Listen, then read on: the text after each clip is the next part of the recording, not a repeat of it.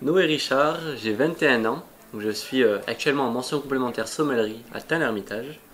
Je suis natif des Alpes de Haute-Provence, d'un petit village situé tout proche de Manosque. Pourquoi la sommellerie?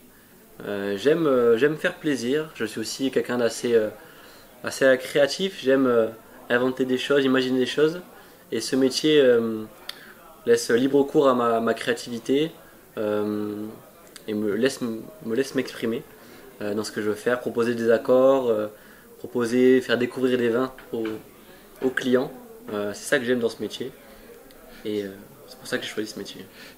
Mon père est éleveur d'agneaux de Sisteron. Bon, on se rapproche des milieux de la bouche, mais plutôt dans le côté production. Mais j'ai toujours été baigné dans cet aspect assez agricole, aussi quand même de métiers de passion. C'est quand même des métiers qui se font avec la passion, où on ne compte pas vraiment les heures. Et je pense que ça a été quand même une source de motivation, le fait d'aller voilà, tête baissée dans ce qu'on aime et de faire d'aller jusqu'au bout et faire ce qu'on aime. Donc je pense que ça a été quand même une source d'inspiration. Et ma mère, professeure des écoles, donc rien à voir avec la restauration non plus, mais bon, ça a été quelque chose qui m'a plu et j'ai envie de faire. J'ai choisi Hermitage, j'étais en BTS à Marseille en alternance. J'avais pu expérimenter le métier de sommelier à travers le restaurant où je travaillais, une table au sud à Marseille. J'ai eu la chance de faire commis sommelier, entre guillemets, et je voulais me spécialiser dans ce métier-là. Et donc j'ai choisi à la fois une école qui était assez proche de chez moi et pour moi une des meilleures écoles de sommellerie, à Tain-l'Hermitage.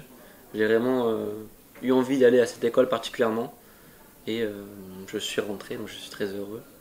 Et voilà, bien sûr tomber amoureux de la vallée du Rhône et de tous ces jolis vins qu'on retrouve là-bas. Ça a été de mon initiative. J'aime me challenger, j'aime aussi voir où en sont mes connaissances par rapport aux autres, voir si je suis à jour dans ce que je sais. J'aime bien me dépasser et j'ai toujours voulu faire des concours de sommellerie.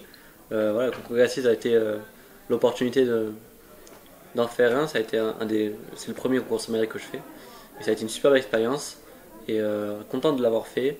Et je me suis donné à fond pour le concours et je suis content.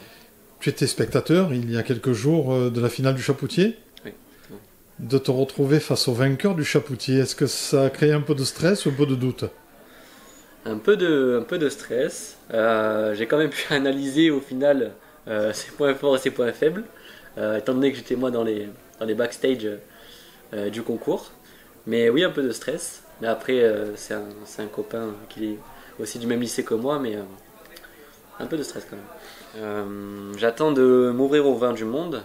C'est vrai qu'en France, on est très chauvin, on aime bien nos vins français. Je sais que j'ai encore beaucoup de choses à apprendre. Je suis content d'ailleurs le champ des possibles qui s'ouvre à moi, encore des nouveaux pays, des nouvelles régions, donc encore une grande source d'apprentissage. J'aimerais partir à l'étranger, découvrir les vignobles, notamment dans Napa Valley, pourquoi pas, en Californie. Ouais. J'ai hâte de découvrir tous ces nouveaux vignobles et ces nouveaux cépages. Voilà. J'aimerais beaucoup. Le prochain que je peux viser, on va dire, c'est le meilleur jeune sommelier de France. J'aimerais bien y participer. C'est vrai que j'aime bien ce côté-là du concours, donc pourquoi pas. Ce que j'aime dans les vins de Provence, c'est le savoir-faire du vigneron pour arriver à garder des vins équilibrés malgré quand même, le soleil qu'on a ici, l'alcool potentiel qu'on peut avoir. J'aime bien toujours ces équilibres qui sont toujours assez bien faits. Quand le terroir s'exprime au final, arriver à garder une fraîcheur alors qu'il un ensoleillement pareil, c'est quand même beau. Et pour moi, c'est vraiment dû au terroir. Et j'aime voir s'exprimer justement ces terroirs. Et voir qu'en Provence, il y a de très belles choses qui se font. Et mettre en avant ces vins, c'est super. Ton coup de cœur chez Château Gassier? Coup de cœur.